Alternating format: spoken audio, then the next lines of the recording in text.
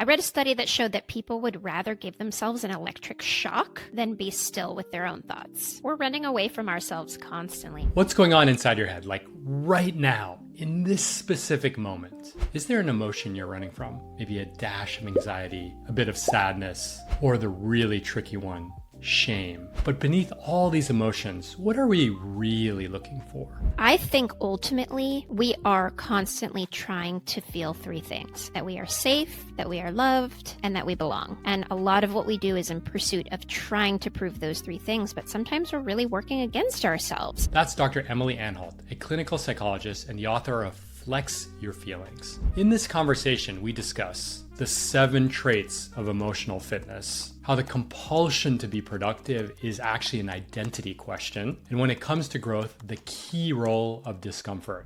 Let's jump in. Are you emotionally fit? I wanted to go straight to an issue that many of our listeners struggle with. Mm-hmm. And I wanted to start off with what I would say are negative emotions, right? And I know that in the language, in the vernacular, they're not, you don't really call them negative. I've heard them called uncomfortable emotions because you don't want to put a judgment on them. But shame, anger, sadness, fear, those are the ones that come to mind. I'm sure you know many more. And what I wanted to bring up with you is that many of the people listening to this podcast, when they encounter one of these emotions, they shut that crap down immediately. And they've gotten so good at it. Oftentimes it's with work and drive. Then I kind of related, there's kind of just like a disassociation with it. I've been particularly good at disassociating from emotions. And then there's like substances and substance abuse, numbing. And there's this belief that like negative emotions or uncomfortable emotions are something you should stay away from, steer clear from them. And I think that's changed from definitely with boomers. I'm young Gen X. I think with millennials and Gen Z, there's a different approach to put these negative emotions in a steel vault and just hope you outlive them. It's like nuclear waste. Let's just hope that it stays in the container while we're still until we're gone. I would love to hear you and your perspective on how you think about these uncomfortable emotions, your experience with how people interact with these uncomfortable emotions, and any thoughts you have on it. Absolutely. I'm really glad you're bringing it up because I think this is a lot of what emotional fitness centers around. And I think it's important to think about emotions as a compass. They are an attempt at protecting us. They are an attempt at alerting us to things.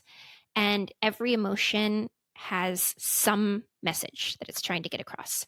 I would say that a lot of our mental health struggles are a direct result of shoving down our emotions for a really long time.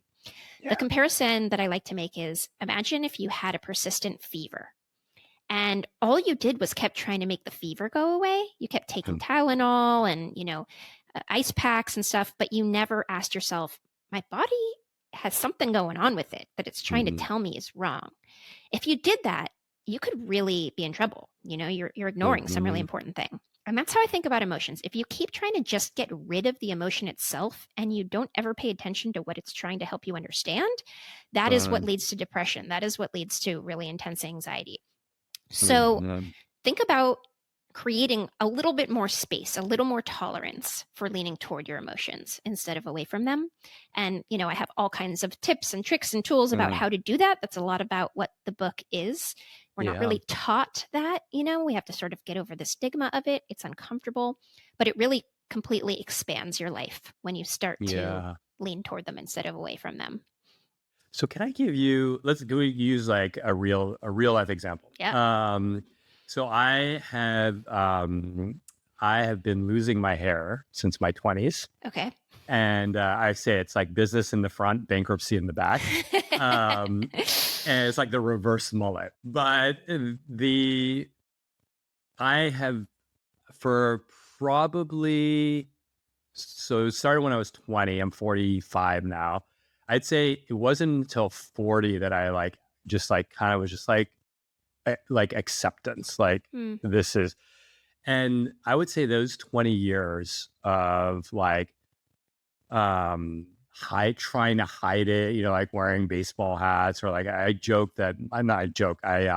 When I was dating my wife, like before we were married, I had a burner Walmart.com account so that I would order Rogaine, and I didn't want her to see it in the order history.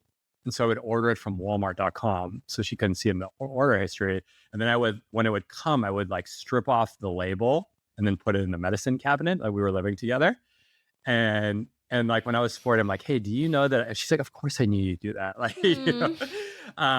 And so and then numbing and all the stuff. I did weird things where I'm like, if you work out harder, like your hair will grow back. Like these like really strange, like kind of internal mental gymnastics around it. But the feeling this whole time, and still now, less now, but it's still there, is shame. Yeah. Like it just like I'm ashamed that I look a certain way and that I can't control it. And so like if someone is feeling shame, which is a very hard, very uncomfortable feeling, like how does one get closer to the shame?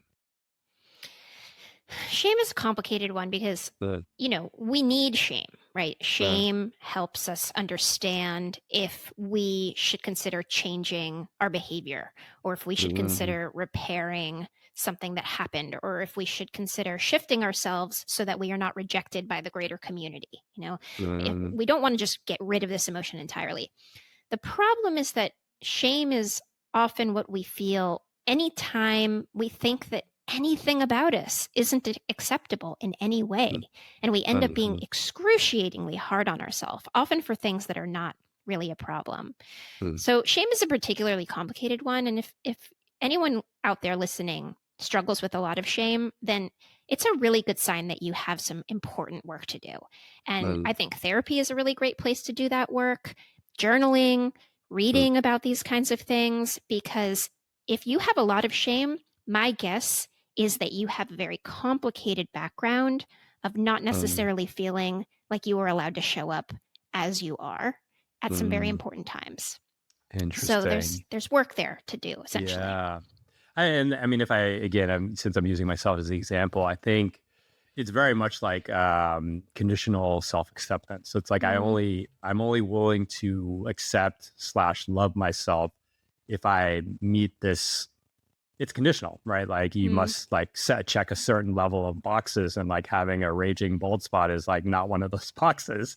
And it is interesting, and we can move on from this topic, but like the way, because you mentioned therapy, the way that healed for me was through basically like attachment work. Totally. Where again, it was this kind of like pre-wiring belief that like I was loved conditionally, right? And it's like not a criticism on anyone that I've ever, you know, met. It just some wirings are different than other, and so I absolutely agree. And so I would love to like zoom that out into like a toolkit. And so you have the traits, and there's a few of the traits that I'd love to dig into. But you mentioned like the toolkit of emotional fitness, mental health, my addition to it. If you were to like kind of break them into different categories, you mentioned 3, I think, like therapy, journaling, and you might have said meditation. If you think of like the tools that we have to become emotionally fit, what like kind of buckets do those fall into? Hey, quick time out. If you're watching this video, you're probably someone who thinks deeply and intentionally about your career, about your life, and about your relationships. But sometimes you might find yourself in a place feeling stuck, unmotivated, or just rudderless. If that's you, we have a coaching program for people looking to make a bold pivot and rediscover their aliveness. Just check out radreads.co/coaching. Now back to the video. That's an interesting question. I mean, I tried to bucket those with this research, and the buckets I came out with were these 7 traits. So I almost think the tools, the way that I group them is, what type of work are you doing on yourself? So, for No, example, no. mindfulness is the first trait, and I define mindfulness as becoming more comfortable being uncomfortable. And so there's sort of a whole set of tools for how can you lean toward your discomfort instead of away from it?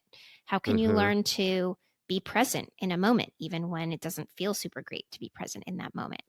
Yeah.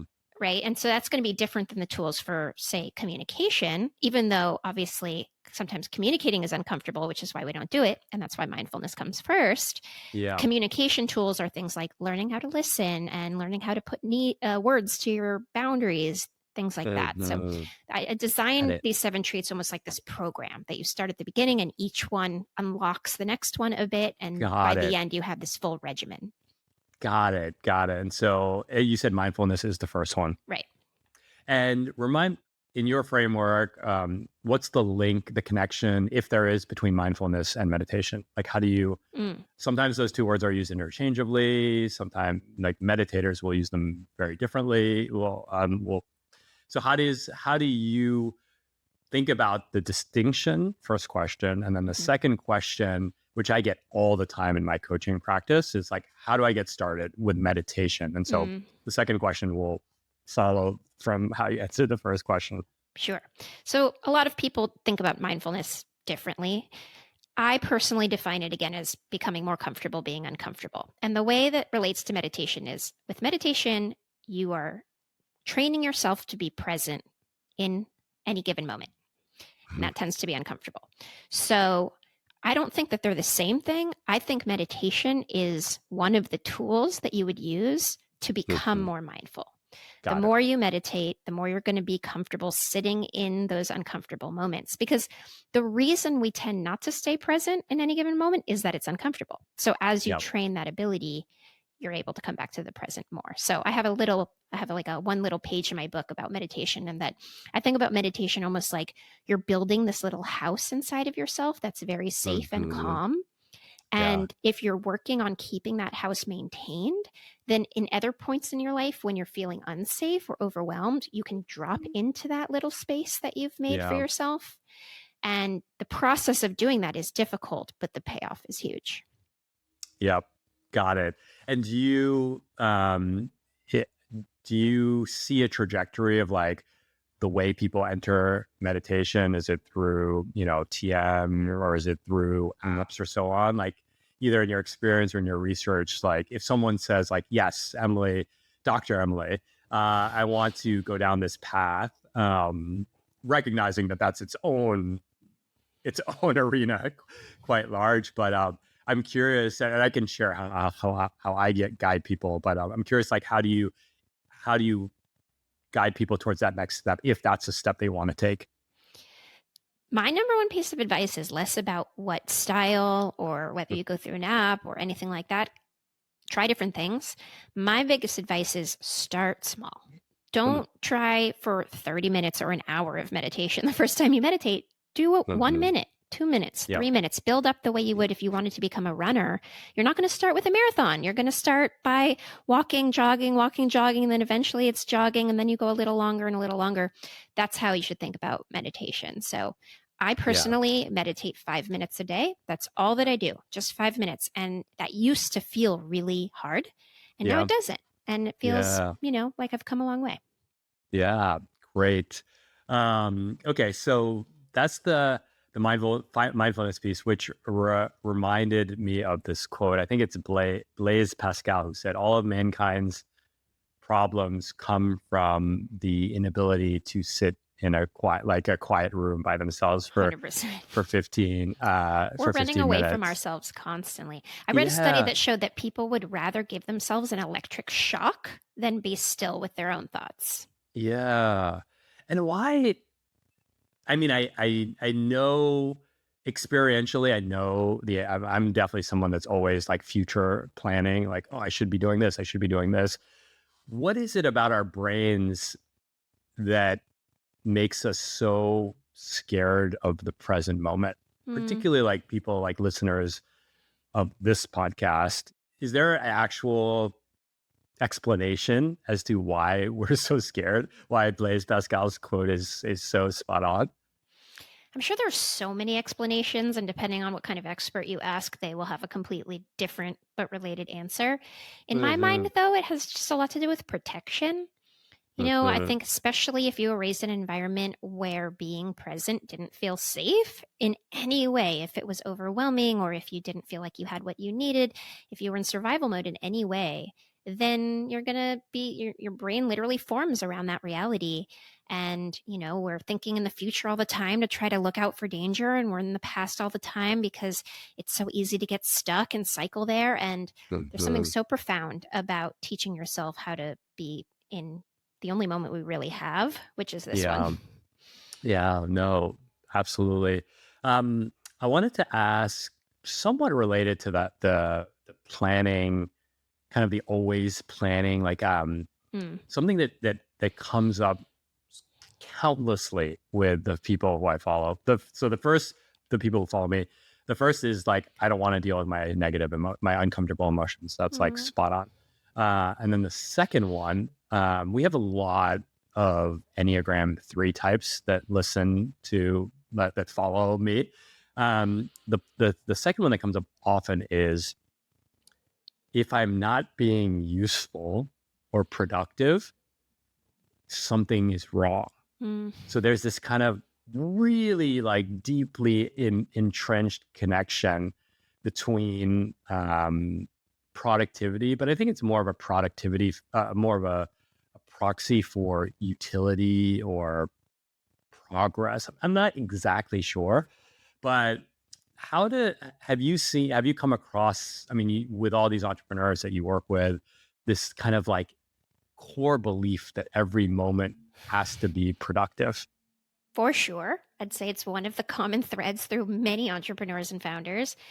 And so, first of all, at a societal level, Mm. we've kind of come from this puritanical world where you had to work to live. The people who were productive were the people who survived the crazy winters and, did the things they had to do. There are a lot of people whose families had to work really hard to get out of unsafe situations and, for example, leave a country that wasn't treating them well and come to another country and had to prove themselves all over again. And there's a whole lot of survival that was tied to being able to get things done and put your head down and work hard. And a lot of those values are passed on. And I think a lot of people are taught that being able to be productive is the most important thing. And then there's the whole capitalistic angle of things where our society is really invested in everyone just working all the time so that we can keep making the rich people richer, et cetera, et cetera. So that's all woven in there. But a lot of it is also that your identity being tied to something that you can control can feel Uh, comforting. yeah. So if all I have to do is work really hard to be good, then there's something comforting about that. The Mhm. problem is I work with enough people who work really hard and they still don't quite feel good and they can't Yeah. understand why. And it's because Mm. they've tied their identity to something that's not actually the most important thing. Yeah. Oh, you see, you hit on so many things there. I think so. There's the identity piece. I Be productive equals like morally good. I mean, maybe for Exactly. lack of a better, maybe that's a little too That like crude, but sacrifice equals love. There's the religious aspect Mhm. there, that we have to Mm. actually be suffering in order to Yeah. prove that we care, all of that. Mhm. So that's one angle, and then the other angle that I heard you say is just this need for control. Mm. Right. And I know that, if I look at myself, like a very future oriented person, I'm like, oh, like, well, if I'm scared that this thing's going to happen, then I do more of this thing now and I'll feel safer. Mm. Feel more in control. It could be fitness. It could be personal finances. It could be work related. It could be anticipating, crises, at all different magnitude. So there's this element of control, and I'll let you pick. Like it's like control or hating uncertainty. And then Mm. on the other end, there's this kind of like identity of like I am morally good because I'm hardworking. How does your like how does your emotional fitness like connect or help kind of disentangle either of these afflictions, Mm. or both? I mean, it's an ongoing process, right? Like the more you do this work, the more you're able to handle those things. But since you mentioned uncertainty, maybe I can share the best piece of advice I've ever gotten for dealing with uncertainty, because it's been really a game changer for me. Okay, so I'm going to tell you a personal story. So in 2011, I was in the hospital for 30 days with my mom. My mom was in a coma, and it was looking really bad. Every night, the doctor said she wasn't going to make it. Every morning, she was just barely holding on. So I was just full of anticipatory grief, and it was just constant uncertainty. And I was still pretty young, so I was really overwhelmed. Like, what was I going to how was I going to handle it emotionally? How would I handle it logistically if she died? I didn't know what I was going to do. And a family friend came over to keep me company in the hospital one day. His name was Bill. And Bill was an oncologist, so he dealt with a lot of death and loss and grief. And I said to Bill, what am I going to do if my mom dies? How am I going to handle it? And he said, Emily, the version of you that will handle that terrible thing, if and when it happens, will be born into existence in that moment. And that version of you will have more life experience and more context and more ability to handle that hard thing than you do now. It makes sense that you don't know how you're going to handle it because the version of you that will figure out how to handle it doesn't exist yet. You have to trust your future self to handle future problems. So this became one of the big tools in my toolbox, this idea of bringing myself back to the present moment and reminding myself, future me has my back. She will figure out the things that are uncertain to me now will be certain to her then. And at that point, she will figure it out. Yeah. Wow. Was it Bill who said this to you? Yeah, Bill said this to me. Bless Bill, because it's like such simple advice, but it's so freaking... I think about it all the time. Profound. Yeah. And, it's interesting because, we were talking about at the beginning, the uncomfortable emotions and like there's grief obviously being probably, I have a whole chapter on grief. So yes. The most overwhelming one of them all, even beyond shame. Right. And you could see a moment where, I'm getting at that age where people are starting to lose parents. And you could see the different ways people react, even within a family, like the same, DNA, so to speak, where, one person will just grieve and grieve and grieve and just like sit with the sadness.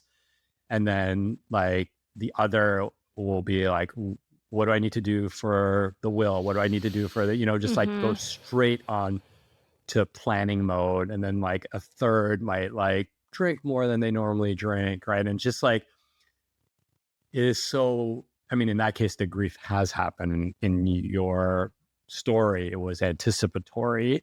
But it is wild to see. And it kind of ties back to your mindfulness point, is that the minute that grief hits, or even the anticipation of the grief hits, like you can just start basically not like trying to avoid the feeling, either through planning or through more destructive means like alcohol. Yeah, I have this whole chapter on grief because I don't think we grieve very well because we don't want to feel it. And grieving is a very important process. There's a reason why so many cultures have all kinds of ceremony and ritual around grief. And it's because when we lose anything, not just a person, when we lose an opportunity, when we lose, a friendship, when we lose a job, when we lose even the idea of something and we're disappointed because something didn't happen, if we don't grieve, then we carry that emotion with us all the time. Grieving is what lets us feel through it and not get stuck in it, not pretend it doesn't exist, but actually carry forward and move through it in a way that's, in the long run, so much better. I think if we all learned how to grieve even little losses, things would be so different. I'm glad you brought that up, because one of the things that I didn't realize is like, so I had my Wall Street chapter, kind of big wig, blah, blah, blah. And then I left. But it was such a big part of my identity. Yeah. And there was this kind of like lingering grief, which is like, there's like very pragmatic grief where it's like, guess what, Khe? The amount of money you made doing that, you will basically never make. So there's like financial grief. but much more than that, there was just like being a finance person in New York City is extremely high status.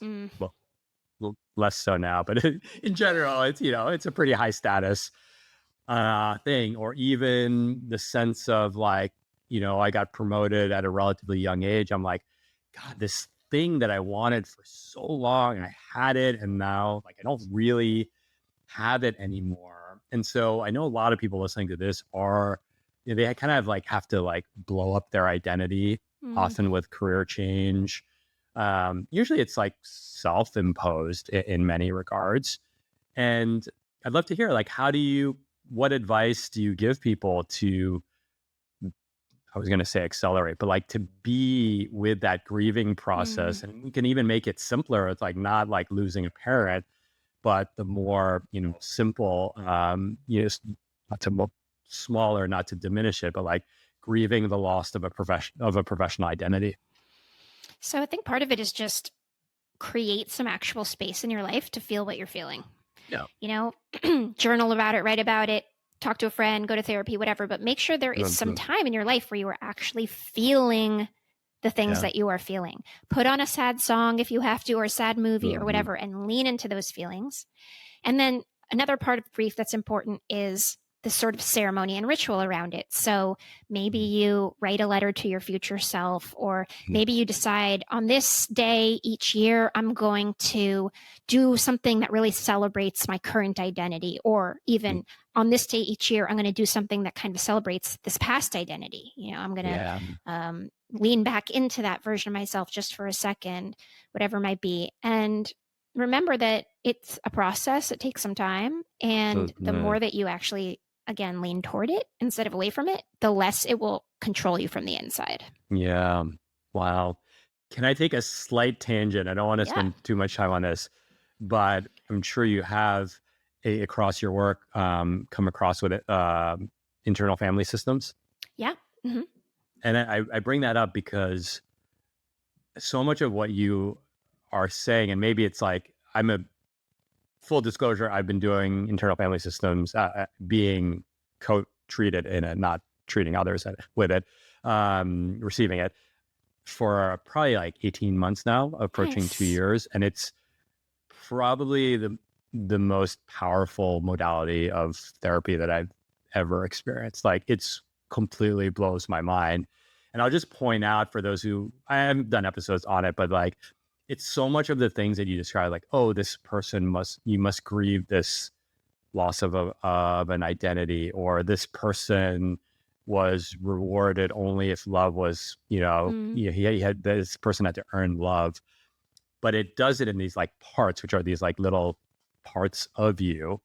And so much of the therapy, or at least the way I've been guided through it, is you're basically talking to yourself. You're giving those parts space. You're letting them be heard instead of silencing them. Yeah. It's so wild. And so I'm just curious of like how that has shown up, if and how that's shown up, in your work, in your research, and with your experiences. For sure. I talk about parts a lot. I think that there is this sort of, some people are uncomfortable thinking about themselves as being made up of parts. They feel like, oh, what are you saying? I have multiple personalities or something? But it's more just that we tend to feel like we're only allowed to feel one thing at a time. Yeah. And in fact, we often feel completely opposite things at the exact same time. No two feelings are mutually exclusive. Yeah. And there are these different parts of us that, if we let them each be heard, can help us understand our whole selves a lot better. So you might be a really mature, high-functioning adult, but you also have a young childlike part inside of you still, who's still hurt in all kinds of ways. Yeah. And if you can listen to that young child, then you can heal that young child. And then that young child will have less control over your decisions, and you can step back into your more emotionally mature self. It's wild, Emily. Like this might be like psychology TMI, but my parts is like, there's one, like basically like this, we call him the CEO. He's like this brutal, like so intense, and like really like a large part of my professional success is the CEO. And then there's his counterpart that hasn't really emerged more like since I left Wall Street, who we call Pharrell after like the music producer with the guy with the big hats, because he's just like the weird creative, but like he hasn't really like ever had like a place to express himself, and he's really started to come into his own over the past decade and really like kind of balancing out the CEO. And then there's this like army of like 8-year-old Ks, and they've just been like, they felt hurt or ignored or overlooked and like scared, a lot of fear, shame. There's like countless little Ks. And it's crazy because at the end of every part session, I actually go into Midjourney, which is basically how you create AI images. And I describe the scenes. That's really and cool. So you'll see these like, like different parts. I'll send you some of them. And it's just this wild thing because there's just like this army of like little 8-year-old Ks that are just like trying to feel safe. Basically, they're just trying to feel safe in the world. And they're still like guiding many of my decisions. And so I'm glad you like set it up that way so I could explain my TMI. No, I totally get it. I think ultimately we are constantly trying to feel 3 things: that we are safe, that we are loved, and that we belong. And a lot of what we do is in pursuit of trying to prove those 3 things, but sometimes we're really working against ourselves and we are doing things that aren't actually good for ourselves. Yeah. So I really understand what you're talking about. And I love the idea of putting images to them. What a cool thing. Oh, it's wild. I don't even take notes. Like I used to journal on it, but I didn't find it very rewarding to journal because parts work, it's like very like, it's almost like psychedelics. Like it's just very meandering. There's not like a thread through it. Right. So it's hard. I find it hard to write about, but the imagery is, because it's like psychedelics, like the imagery is so vivid. And so just like, I could just see this picture of like, it just takes me back. So, okay. One more thing, one other question that came up, because I know it's very common with our listeners, is deflecting praise, avoiding praise. Yep. Say more about that phenomenon, why it happens, what might be happening below, and ways to work on that. For sure. So a lot of people are uncomfortable with praise. A lot of people are bad at accepting compliments. And often it is because we each have this internal voice. We each talk to ourselves in a particular way. And that voice was formed largely around how we were spoken to when we were young, the messages we had about ourselves. And if your inner voice is harsh or unkind or unloving in any way, and then no one on this podcast. Yeah, certainly not. None of us understand any of that. But if that's how you talk to yourself, and then you are told wonderful things, someone says that you're great and that they see beautiful things in you, and that does not match how you feel inside, that mismatch is very uncomfortable.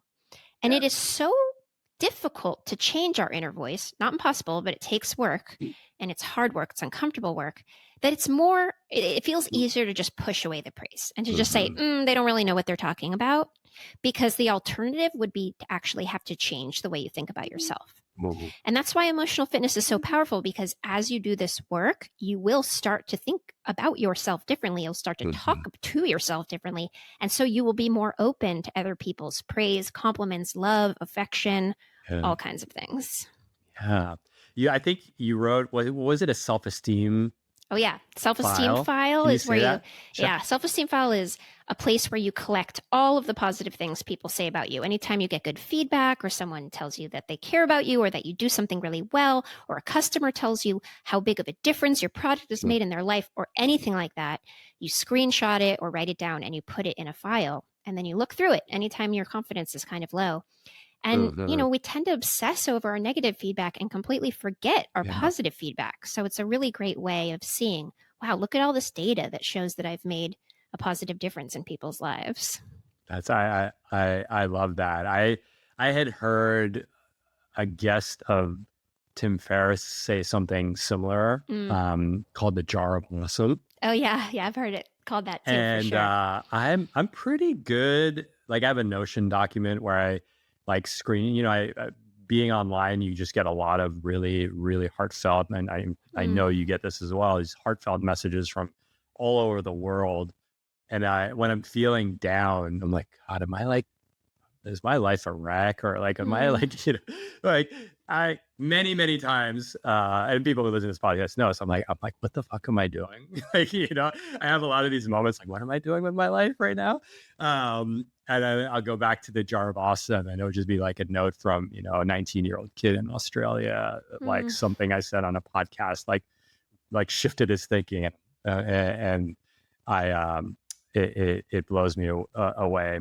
The other thing too, I don't know if you've ever come across this, but one of my coaches taught me this, and it's basically like, because what you said is we're so, I hadn't thought about it. It's like we're in conflict, like we think we're a bad person or not good enough, not enough, and then we get this compliment, and then the compliment forces us to reconcile these like kind of conflicting parts of ourselves. Yeah. And again, instead of like sitting and being present and like absorbing that, we're just like, on to the next thing, So back to your mindfulness trait. One thing that has helped me a lot that this coach recommended is he calls it a savoring practice. And so he's like, every day for 20 seconds, just pick like something good that happened. It could be like a micro moment, like someone held the door for you and they had, a sweet eyes, a sweet glance, or, something great happened. You got a promotion, or you ate something delicious, and just actually like replay that memory in your mind for 20 seconds. Nice. And like observe what's happening in your body. Is it tingling? Is it hot? Is it cold? Is it light? Is it heavy? And I kind of do that every night now. Like before I go to bed, I just like do a little savoring. And I think that is totally, because I'm definitely old K, younger K was just on to the next thing, deflect.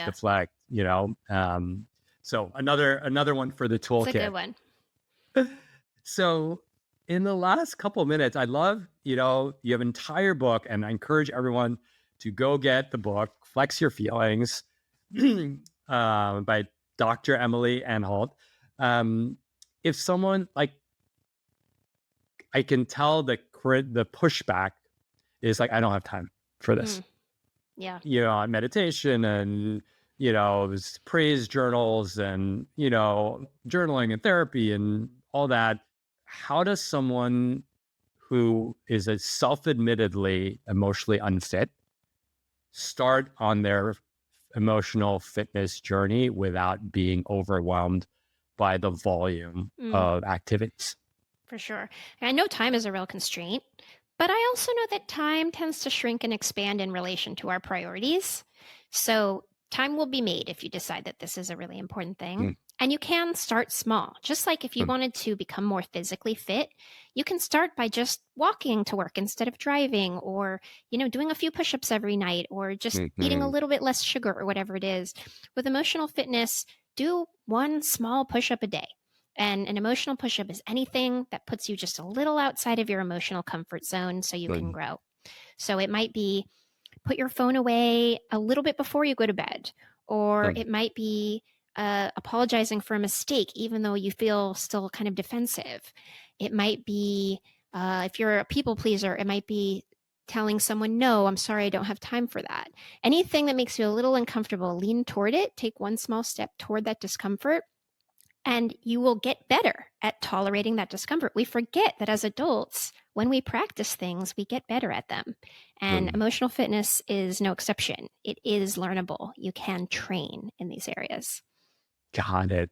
So one push-up a day, one thing that makes you uncomfortable, that would be, and then as you acclimate to that, is the plan to do 2 and 3 and 4, or like, do you then move on to mobility and move on to yoga? I think it's more that you can handle more intense types of push-ups. So at the beginning, something that makes you a little uncomfortable might even just be sitting still with yourself for 30 seconds. Yeah. And after a while, all of a sudden that's 5 minutes or half an hour. It's kind of the things you can handle. And the benefits of emotional fitness are a little less quantitative than physical fitness, where it's like, all right, I lifted 10 pounds yesterday and I can lift 15 a day. It's a little more like when you do this work, you will suddenly just notice, my relationships feel healthier, and I'm being a little nicer to myself, and I feel like I'm making choices that are more authentic to my values. And I don't really know when this happened, but things are just getting better. That's kind of what happens with emotional fitness. It's wild that you bring that up because again, I get asked, I'm a long time meditator, but I don't teach meditation. But so I get this question through meditation lens, which is like, when will I know that it worked? And the answer that I give is like, I don't know, but maybe 7 years after I was meditating, I lost my father-in-law, who I was very close to. And I think I know that like non-meditating Khe would have been destroyed by grief. In like very I would have drank more. I don't think I even drank around the loss, his loss, his death.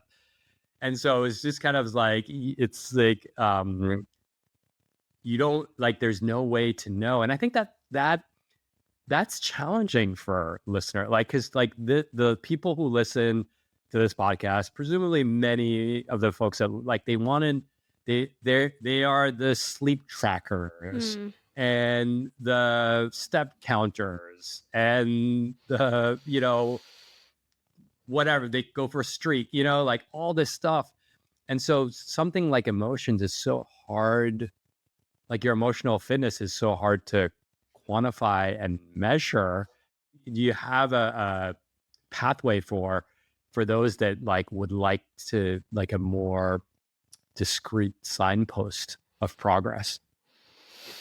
It looks different for each of us, but in the book, I do have a self-assessment quiz at the beginning and end of the book to see if it feels any different after you do all of these emotional push-ups versus before.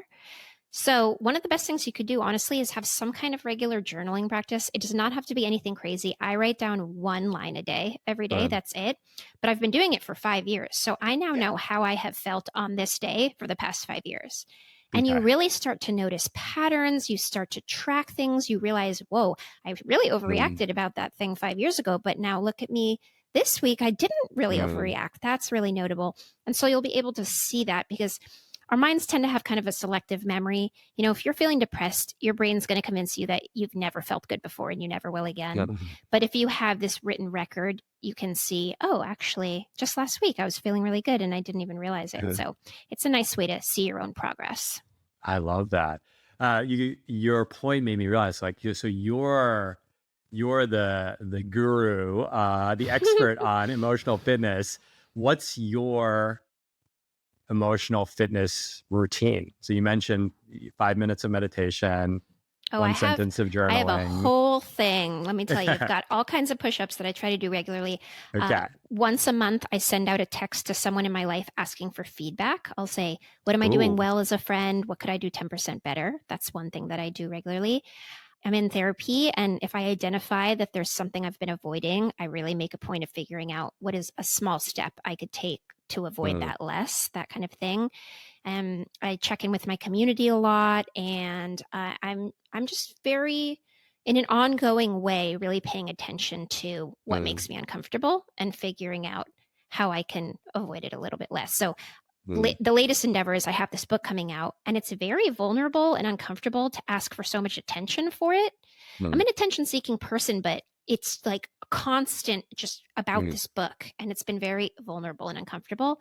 And so I've been writing that down and asking myself, what does it look like to trust that the people in your life want to support you? And even though you want to never talk about the book again, what does it look like instead to do a post today, write a post and say, hey, would you write me a review?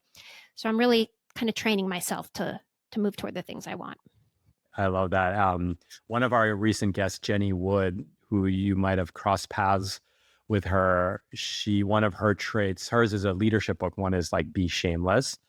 And she is not afraid to ask. And maybe it's just through practice, but I fall on your side of the fence. Like I'm like open door and like helping. I will take 30-minute Zoom calls with someone I've never, like a Twitter DM, like quite gingerly.